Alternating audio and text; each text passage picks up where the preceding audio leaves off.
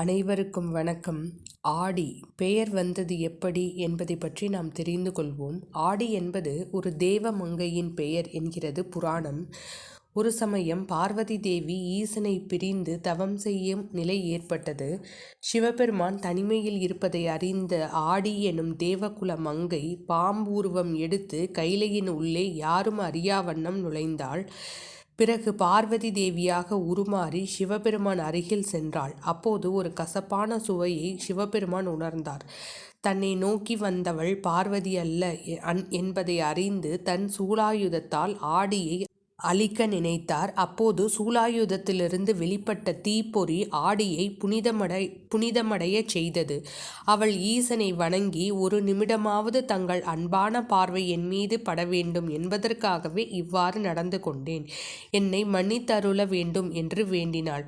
ஆனால் சிவபெருமான், என் தேவி இல்லாத சமயம் நீ அவளைப் போல வடிவம் கொண்டு வந்தது தவறு. எனவே பூ உலகில் கசப்பு சுவையை உடைய மரமாகி பிறப்பாய் என்றார். அவள் விமோச்சனம் கேட்க, கவலை வேண்டாம், நீ மரமாகி போனாலும் ஆதிசக்தியின் அருளும் உனக்கு கிட்டும். சக்தியை வழிபடுவது போல உன்னையும் வழிபடுவார்கள் என்றார்.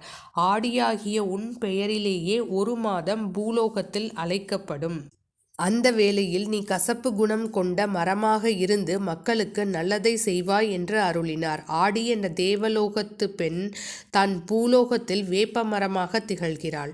ஈசனின் சாபமே அவளுக்கு வரமாக மாறியது. தெய்வாம்சம் பொருந்திய வேம்பு ஆதிசக்தியின் அம்சமாக உள்ளது. நோய்கள் பலவற்றை குணமாக்கும் சக்தி கொண்டவளாக திகழ்ந்தாள் அந்த மங்கை. ஆடி மாத சிறப்புகள். ஆடி மாதம் அம்மனுக்கு மிகவும் சிறப்பு வாய்ந்த மாதமாகும். ஆடியில் செவ்வாய்க்கிழமை தோறும் சுமங்கலி பெண்கள் மஞ்சள் பூசி குளிப்பதால் மாங்கல்ய பலம் கூடும். அதே போன்று ஆடி மாத செவ்வாய்க்கிழமைகளில் பெண்கள் ஔவையார் விரதம் கடைபிடிப்பதும் வழக்கமும் உண்டு. கணவனின் ஆயுள் நீடிக்கவும், குழந்தை வரம் வேண்டியும், குடும்பத்தில் மகிழ்ச்சி தங்கவும், கன்னி பெண்களுக்கு விரைவில் திருமணம் வரம் கிடைக்கவும் இந்த வழிபாட்டை மேற்கொள்ள வேண்டும். ஆடி மாதம் துளசி வழிபாடு அரிதான பல பலன்களை தரும். ஆடி மாதம் வளர்பிறை நாட்களில் துளசியை வழிபட்டு வந்தால் ஐஸ்வர்யம் பெருகும், நீண்ட ஆயுள் கிடைக்கும். ஆடி மாதம் பிறந்ததும் தக்ஷணாயனம் ஆரம்பமாகிறது. ஆடி முதல் மார்கழி வரை தக்ஷணாயன காலமாகும். இந்த புண்ணிய காலகட்டங்களில் புனித நதிகளில் நீராடுவது மிகவும் விசேஷம். ஆடி மாதத்தை கணக்கிட்டுத்தான் பண்டிகைகளின் தொடக்கம் ஏற்படுகிறது. ஆடி மாதம் முழுவதும் கிராமப்புறத்தில் காவல் தெய்வமாக விளங்கும் மாரியம்மன், ஐயனார், மதுரை வீரன், மாடசாமி, கருப்பண்ணசாமி போன்ற கிராம தேவதைகளுக்கு பூஜைகளும் விழாக்களும் நடைபெறும். ஆடி மாதத்தில் சிவனின் சக்தியை விட பார்வதியின் சக்தி அதிகமாக இருக்கும் என்பது ஐதீகம். தமிழ் மாதங்களில் ஆடி மாதத்தில்தான் அதிகபட்ச அளவுக்கு அம்மன் கோவில்களில் திருவிழா நடக்கிறது. எனவே ஆடி மாதத்துக்கு அம்மன் பக்தர்களிடம் தனி மரியாதை உண்டு. ஆடி அமாவாசை என்று மறைந்த முன்னோர்களுக்கு பிதுர் கடமைகளை செய்தால் ஆண்டு முழுவதும் பித்ருக்களுக்கு கடன் கொடுத்த பலன் கிடைக்கும். ஆடி பௌர்ணமி தினத்தன்று ஹயக்ரீவர் அவதாரம் நிகழ்ந்தது. எனவே ஆடி பௌர்ணமி தினத்தன்று வைணவ தலங்களில் சிறப்பு வழிபாடு நடைபெறும். ஆடி மாதம் சுக்ல தசமியில் திக் தேவதா விரதம் இருக்க வேண்டும். அன்று திக் தேவதைகளை அந்தந்த திக்குகளில் வணங்கி பூஜித்தால் நினைத்தது நடக்கும். ஆடி மாதம் சுக்லபட்ச ஏகாதசி முதல் கார்த்திகை மாத சுக்லபட்ச ஏகாதசி வரை உபவாசம் இருப்பது குடும்பத்தில் அமைதி ஏற்படுத்தும். ஆடி மாதம் கிராம தேவதை கோவில்களில் உட்பட திறக்காத எல்லா கோவில்களும் திறக்கப்பட்டு பூஜைகள் நடைபெறும்.